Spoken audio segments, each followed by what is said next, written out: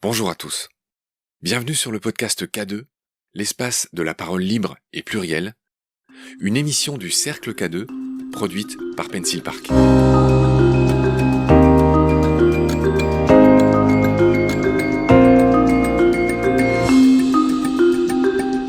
Salut Raphaël. Salut Marc. On va parler aujourd'hui d'innovation. Tu es ce chercheur de l'Institut Curie. Tu travailles notamment sur le cancer. Tu es chimiste à la base, tu es très jeune, tu diriges une unité de recherche à 40 ans, tu es né en 78, tu as quel âge? Tu as 42 ans? 42. Bon, bravo, tu as été récompensé pour ça, on l'a déjà vu dans une émission précédente. Aujourd'hui, avec toi, je voudrais qu'on parle d'innovation et avant tout, parler un peu tout simplement de la création en général, du processus de création.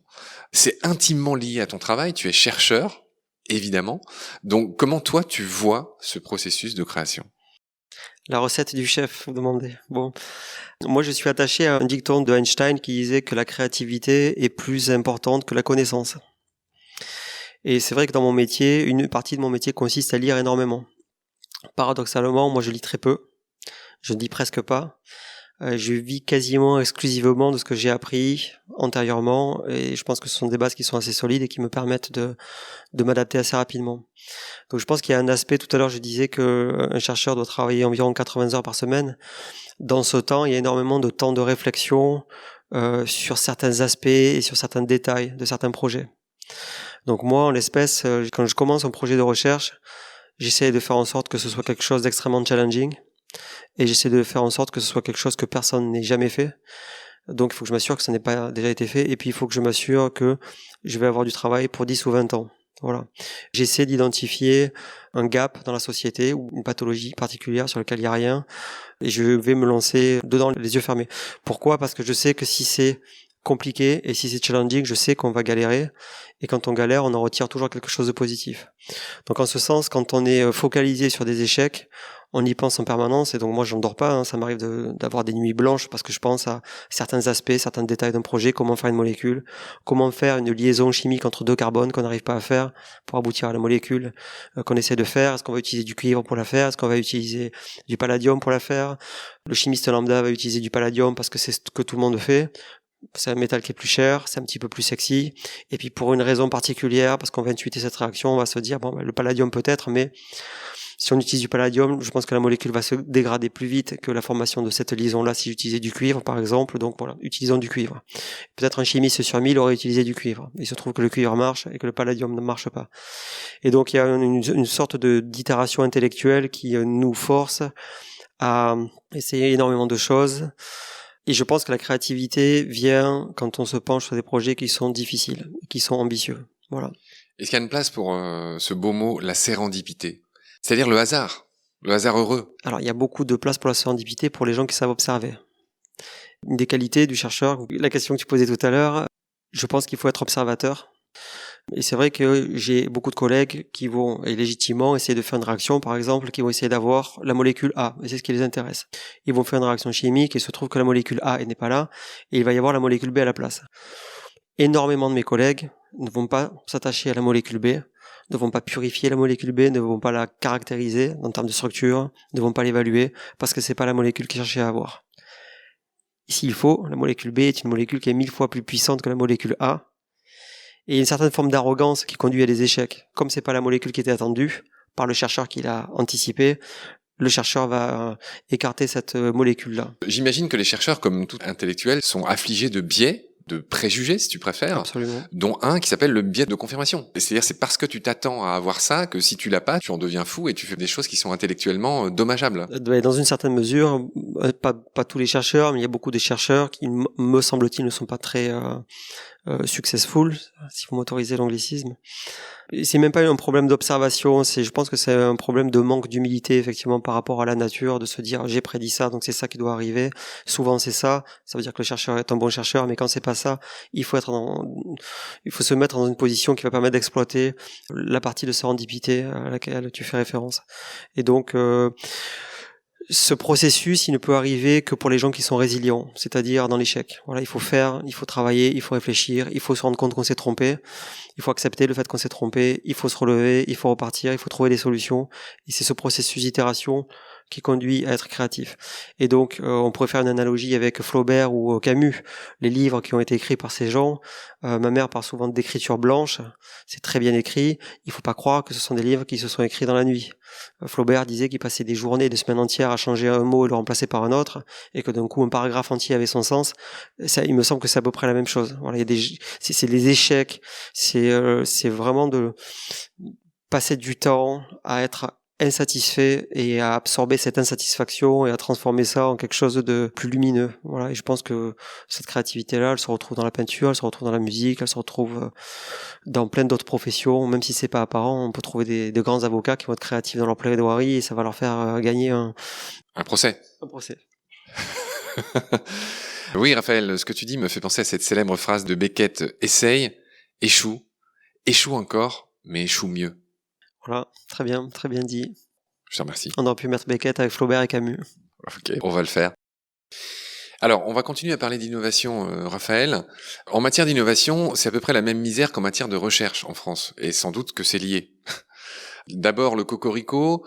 En 2020, Paris-Saclay est entré dans le fameux classement de Shanghai. Des très très grandes universités, Paris-Saclay est arrivé 14e. C'est hissé à la 14e place. C'est la troisième université européenne après Cambridge, que tu as connu, qui est 2e, et Oxford, qui est 8e. Les places sont trustées par ce qu'on appelle la Ivy League, la Ligue du Lierre. C'est un joli nom, c'est les universités états-uniennes qui trustent ce classement finalement, que sont Harvard qui est première, Princeton 5e, Columbia 6e, Yale 10e et Cornell 11e. Est-ce que tu as un commentaire par rapport à ça ? Je peux faire plusieurs commentaires qui seront pas politiquement corrects, mais c'est pas grave si je me fais taper dessus un petit peu. Moi, je suis pas pour les classements. Je suis pas pour ces comparaisons. Je pense qu'elles apportent rien et je pense qu'elles sont artificielles. Plus on met d'argent dans une université, plus elle pourra produire et plus elle pourra être bien classée et plus elle pourra avoir des résultats. Voilà. Il y a plein d'universités dans lesquelles il y a eu des découvertes importantes qui ont été faites et ce sont des universités qui sont pas dans ce classement-là. Et donc assigner le classement à un niveau d'excellence, je pense que c'est une erreur. Et je pense qu'il faut pas le faire. Ça existe et donc on est obligé de s'y conformer pour l'instant. Bon, maintenant, l'université Saclay 14e, moi je me glorifierais pas de ce résultat. Si c'était dans le top 5, on pourrait dire que c'est bien, mais être 14e, je pense que c'est encore un petit peu faible pour se prononcer. Pour pavoiser. Tu as dit dans une autre interview que de toute façon, c'est pas les classements, c'est même pas les gouvernements qui font les réputations, le succès, ce sont les pays. Qu'est-ce que tu entends par là ? C'est la concurrence qui est le moteur, c'est ce que j'entends de ta phrase. Oui, c'est le brassage des cultures, surtout quand j'avais été invité par Yann Barthès à son émission, il avait montré des hommes politiques, des personnalités, des femmes politiques aussi, dont la plupart d'entre eux avaient été anciens ministres, et trouvé que c'était absolument lamentable que la France n'ait pas produit encore un vaccin, et disait que c'était lié à la fuite des cerveaux. 2 d'entre eux avaient été ministres de l'Éducation avant de se retrouver en ballottage à un endroit ou à un autre. Donc ces gens déjà sont responsables de la situation d'aujourd'hui, donc il faut le rappeler. Oui, c'est des gens qui commentent leur propre insuccès finalement. Voilà, déjà, je pense qu'ils auraient mieux fait de s'abstenir, ces gens-là. Tu parles de qui, soyons précis ? François Bayrou, Jean-Luc Mélenchon, Valérie Pécresse et bien d'autres. Ségolène Royal, n'oublions pas Ségolène Royal. Donc je pense que ces gens qui avaient les clés de la maison et qui avaient la capacité de s'instruire auprès des savants ne l'ont pas fait. Et aujourd'hui on se retrouve dans une situation qui est beaucoup plus difficile à corriger. Il parlait notamment de la fuite des cerveaux. La fuite des cerveaux, ça n'existe pas. Il n'y a pas de fuite des cerveaux. Est-ce que des gens en France partent aux États-Unis parce qu'ils sont mieux payés, ou en Suisse, ou en Angleterre, ou en Allemagne ? Oui. D'accord. Mais il reste plein de prix Nobel en France, il reste plein de gens talentueux en France. Donc dire que la fuite des cerveaux contribue à notre échec, ça veut dire réduire intellectuellement les gens qui ont eu le courage de rester là avec des conditions médiocres et de renoncer à leur salaire. Et donc je pense que c'est pas respectueux pour les gens qui sont restés, et à mon sens ils sont plus nombreux que les gens qui sont partis. Par ailleurs, si des gens partent de France, il y a aussi des gens qui viennent en France, et donc l'Institut Curie est un bel exemple de ça. Il y a presque plus d'étrangers que de Français. Et c'est un succès pour nous parce que c'est la diversité culturelle et c'est les manières différentes de penser liées à des éducations qui sont différentes qui permet de trouver des solutions. C'est un travail d'équipe, c'est un travail de groupe, la recherche. Est-ce que c'est le cas dans ton équipe? Toi, tu es directeur de recherche.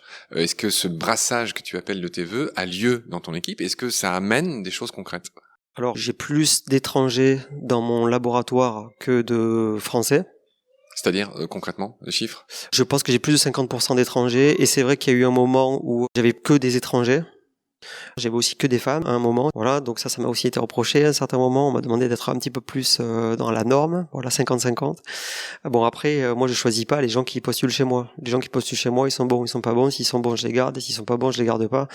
Et ils peuvent être hommes, femmes, français ou étrangers. Pour moi, c'est pareil. Donc il y a des périodes où c'était le cas, voilà. Mais je pense qu'il faut arrêter de parler de fuite des cerveaux. Voilà, je pense que le problème est pas là. Le problème est plus sur les salaires des chercheurs et les moyens qu'on leur donne pour travailler, plutôt que de dire les meilleurs savants partent. Voilà, c'est pas vrai. D'accord, Raphaël. Pour poursuivre sur ces notions d'innovation, selon le Boston Consulting Group, BCG, qui a fait une étude sur ces questions d'innovation, il apparaît que il y a aucune entreprise, ni française ni européenne, dans le top 10 mondial. Cette fois-ci, je parle des entreprises. Donc les 10 premiers sont Apple, Alphabet, Amazon, Microsoft, Tesla. Ils sont pas forcément dans l'ordre, mais Huawei, Samsung, Sony, IBM et Pfizer, le premier pharma. La première entreprise européenne est 11e et c'est Siemens, donc un groupe allemand. Il n'y a aucune autre entreprise dans les 50 premiers. Care to elaborate? Est-ce que tu veux commenter?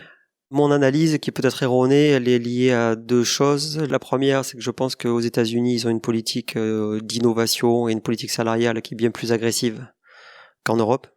Je pense qu'ils vont absolument pas hésiter 1000 ans à licencier une personne parce qu'ils estiment que cette personne n'est pas suffisamment créative. Le problème, c'est que la créativité, ça va, ça vient. Voilà. Et puis, limoger une personne parce qu'elle est moins créative, il y a un caractère immoral ou amoral à faire partir des gens. Donc, il y a une différence entre ça et essayer de donner plus de moyens à des gens qui sont plus performants. Voilà. Et ce qu'on n'est pas fait en France. Donc, en fait, il n'y a pas de juste milieu. Antoine Petit disait qu'il voulait favoriser... Antoine Petit, le président du CNRS. Le président du CNRS disait qu'il voulait favoriser une recherche inégalitaire. Les gens ont mal compris son propos. Son propos, c'était de dire que les gens ne sont pas égaux. Ils sont égaux en droit, mais ils ne sont pas égaux dans leur capacité à effectuer une tâche en recherche. Il y a des gens qui sont de meilleurs runners sur les 100 mètres, Usain Bolt par exemple. Si je devais courir à côté d'Usain Bolt et que j'arrive pas avant lui, je vais pas m'effondrer en larmes. Je comprendrais que c'est lui qu'on envoie au JO à ma place, par exemple. En France, on n'a pas cette politique-là. En France, on veut que tout le monde soit successful et que tout le monde soit traité de la même manière en qualité des financements qui sont donnés aux gens. Ça, il faut comprendre que ça ne peut pas marcher. Voilà, ça peut pas marcher. La vocation de la recherche, c'est une vocation qui est sociale. C'est pour améliorer le bien et la vie des gens. Seulement la manière dont le travail doit être fait ne peut pas être social parce que c'est un milieu qui est difficile et on doit mettre les gens qui sont capables de faire face à ces difficultés. Voilà, donc il faut donner de l'argent à des gens qui sont capables de l'utiliser correctement. Et donc en France, on est vraiment à l'autre côté du bâton. Aux États-Unis, ils auront tendance à être assez durs avec leurs employés. Et en France, c'est exactement l'inverse. Voilà. Donc on va recruter des gens, par exemple au CNRS, pour leur donner un travail, et pas parce qu'il faut un chercheur sur ce poste à un moment donné pour répondre à une question importante. Alors on va parler un peu de santé, c'est ta branche. Toujours dans ce classement du BCG, du Boston Consulting Group de 2020, il y a 10 pharmas en 2020 dans ce top 50, contre un seul en 2010. Donc il y a une grosse irruption des pharmas dans ce top 50 pour des raisons qu'on entrevoit. Pas que le Covid, j'imagine, tu vas nous dire ça. Que penser de ça? Alors, il est possible que la société, dans son ensemble, ait pris conscience de la petitesse de l'espèce humaine et se soit rendu compte qu'effectivement, on pourrait faire mieux s'il y avait un petit peu plus d'investissement. Et donc, il est possible qu'il y ait eu une explosion du milieu pharmaceutique liée à ça. Voilà. Je pense que les gens auraient préféré avoir des médicaments et des vaccins plus tôt. Peut-être que ça peut être un tournant dans la société. Je pense que ce sera de courte durée parce que les gens ont la mémoire courte. En ce qui concerne la France, on pourrait reprocher à la France d'être trop frileuse et pas assez preneuse de risques, on va dire. C'est vrai que les big pharma françaises ne prennent pas de risques. Pourquoi Sanofi, pourquoi l'Institut Pasteur n'ont pas réussi à trouver un vaccin? Alors, j'ai regretté les propos de Jean-Luc Mélenchon et de Ségolène Royal et bien d'autres sur le fait que c'était un échec cuisant et un fiasco. Et c'est ce que la plupart des Français se disent. Oui, je pense que c'est dommage de le dire comme ça parce que il y a plusieurs stratégies de vaccination et quand on est dans un cadre pandémique, si tout le monde avait sorti un vaccin basé sur la même stratégie et que cette stratégie s'avère être inefficace, comment on fait? Oui, mais Voilà. la France a rien sorti du tout. Oui, mais la France a rien sorti parce qu'ils ont étudié une autre stratégie. Il se trouve que cette stratégie, cette fois-ci, n'a pas payé. Elle a payé plein d'autres fois. Donc on peut mentionner l'échec de Sanofi et de Pasteur, mais à ce moment-là, si on mentionne cet échec, il faut dire que les 100 fois précédentes, c'est eux qui étaient là les premiers. Sur quoi, par exemple?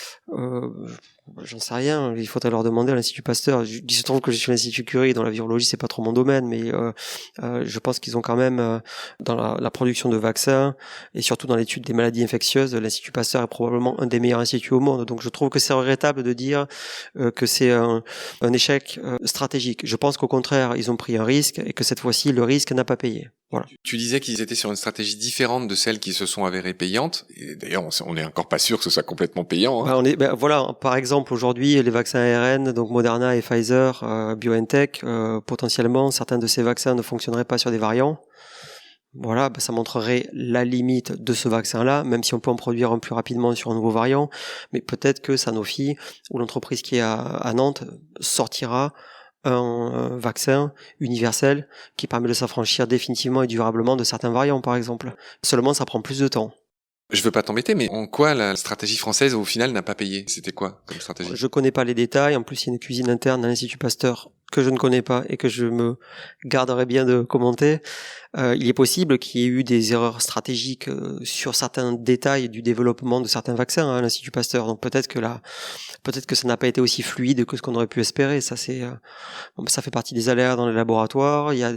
Potentiellement, il peut y avoir des problèmes de vision d'un projet entre différentes équipes qui sont impliquées dans un plus gros projet. Il est possible que c'est péché à ce niveau-là aussi. Donc je dis pas que l'Institut Pasteur et Sanofi ont tout bien fait. Je dis pas ça. Mais je dis que de là à dire que c'est un fiasco total et que c'est exclusivement lié au manque de financement, je crois pas que ce soit le cas. Mais ça n'empêche pas qu'il n'y ait pas suffisamment de financement. Voilà. Donc on va pas incriminer Emmanuel Macron pour un échec potentiel de Sanofi. Ça serait tout à fait inapproprié. Voilà. Surtout que Sanofi, c'est une entreprise pour le coup privée. Je pense que le gouvernement est actionnaire quand même dans la société. Oui, mais ils ont plus de marge que l'Institut Pasteur, peut-être. C'est sûr, maintenant, quand on est dans un contexte pandémique, le président de la République devrait pouvoir être capable de réquisitionner une industrie et puis d'imposer. Donc, est-ce que ça a été fait, est-ce que ça n'a pas été fait? Je pense pas que ça soit le problème, mais je trouve, disons que si on veut incriminer le président de la République pour quelque chose, il faut trouver une raison valable de le faire. À mon sens, celle-ci n'en est pas une. Voilà. D'accord. Il y a quelque chose que tu brûles d'ajouter ou est-ce qu'on a fait le tour? Je pense qu'il faudrait que le gouvernement français effectivement arrive à prendre plus de risques et exige de ces big pharma qu'elles soient preneuses de risques aussi. Et je sais pas vraiment comment les capitaux risqueurs sont créés en France, mais c'est vrai qu'il y a cette culture d'investissement tardif. Je pense qu'il est regrettable. Voilà, je pense qu'il faut prendre plus de risques. Voilà, en l'occurrence, Emmanuel Macron a débloqué des fonds. Il y a eu 3 priorités nationales pour le Covid. 3 priorités nationales. On sait, nous, quand on travaille dans l'industrie, qu'il y a environ 98 molécules sur 100 qui voient pas le jour. Ça veut dire qu'il y a 2% de succès. Et ça, c'est lié à des aléas qui ne sont pas prédictibles. Pas personne. Pas par vous, pas par moi, pas par un génie, pas par un ordinateur. C'est simplement des aléas qui sont liés à des complexités qui ne sont pas mesurables en amont. Et donc, il faut déjà avoir anticipé qu'il va y avoir 98 échecs. Ça veut dire qu'investir sur 3 priorités nationales n'a pas de sens. Soit on investit rien et on donne de l'argent à l'école publique, soit on investit dans la recherche, on investit suffisamment pour qu'il y ait 2 molécules qui sortent. Aujourd'hui, ça n'a pas été le cas. Voilà, donc je pense que ça c'est une erreur statistique de compréhension de la manière dont notre métier fonctionne. Et puis aussi, je pense qu'il y a eu trop d'investissements pour le coup sur les vaccins. Les gens parlent des vaccins, ils parlent pas des molécules qui soignent les gens. Le virus a jamais tué personne. Les gens ils meurent d'une hyperinflammation qui n'est pas contrôlée. Aujourd'hui, on ne sait pas, on n'a pas de drogue ou de médicament qui permet de contrôler une hyperinflammation. On parle de Covid, mais on pourrait parler de choc septique. Choc septique, c'est 50 millions de patients par an, 12 millions de morts, une personne sur 5 au monde meurt d'un choc septique. Sepsis. Il n'y a pas de drogue efficace aujourd'hui contre sepsis. Et c'est à peu près les mêmes mécanismes. Quand tu dis drogue, je précise, c'est médicament. Médicament. Pour que les Français nous comprennent. Absolument, un médicament. Donc c'est vrai que ce qu'on utilise en ce moment, ça va être potentiellement les corticoïdes. Voilà, je saluerai Gilles Lilanan dans ce cadre-là. Voilà, aujourd'hui c'est un médicament qui marche un petit peu sur Covid. Voilà, sachant que c'est pas noir ou blanc, il y a une manière d'utiliser la molécule, il y a un temps où il faut la donner, si c'est trop tôt ça marche pas, si c'est trop tard ça marche pas. Ça veut dire qu'il peut y avoir eu des essais cliniques qui n'ont pas marché parce que les médecins n'ont pas su l'utiliser correctement, et ça il faut aussi le rappeler, il n'y a pas que le chimiste qui a fait la bonne ou la mauvaise molécule. Et donc en ce sens, moi je regrette à titre personnel qu'il n'y ait pas eu suffisamment d'investissement sur le développement de molécules du futur. Voilà. Raphaël, est-ce que dans le cadre du Covid ou du cancer, il y a des entreprises de technologie médicale qui t'ont approché? Si oui, lesquelles et comment? Alors, à l'Institut Curie, je trouve que nous avons une cellule de valorisation qui sont eux directement approchés, et c'est cette cellule de valorisation qui distribue les projets au sein de notre institut, ou qui fait le pont, on va dire, et qui nous aide à discuter avec des pharma. La manière dont ça se passe plus pour moi, parce que je sais ce que je fais, donc c'est plutôt à moi d'aller me déplacer vers eux. Quand nous avons quelque chose qui marche, on dépose des brevets, on soumet nos articles à publication, et ensuite on va discuter avec les pharma, qui peuvent être françaises ou non, quand on connaît un petit peu leur domaine d'activité. Donc moi je le fais régulièrement. Les big pharma françaises vont être Sanofi et Servier, et c'est à ce titre que je trouve qu'ils sont pas suffisamment preneurs de risques. J'ai toujours eu des discussions intéressantes d'un point de vue scientifique avec mes interlocuteurs, mais je déplore fortement leur manque de prise de risque et d'innovation. Voilà. Eh bien, Raphaël, je te remercie pour tous ces éclairages. Bon courage pour la suite et pour tes recherches. Merci. Salut. À bientôt. Merci Marc, à bientôt. C'est la fin de cet épisode. Merci de l'avoir écouté. Il est proposé par le Cercle K2 et produit par l'agence Pencil Park. K2 est un espace de rencontre et de partage dans un monde qui gagne à créer des ponts entre toutes les disciplines. Nous nous retrouvons très vite pour un prochain épisode. Merci. Au revoir.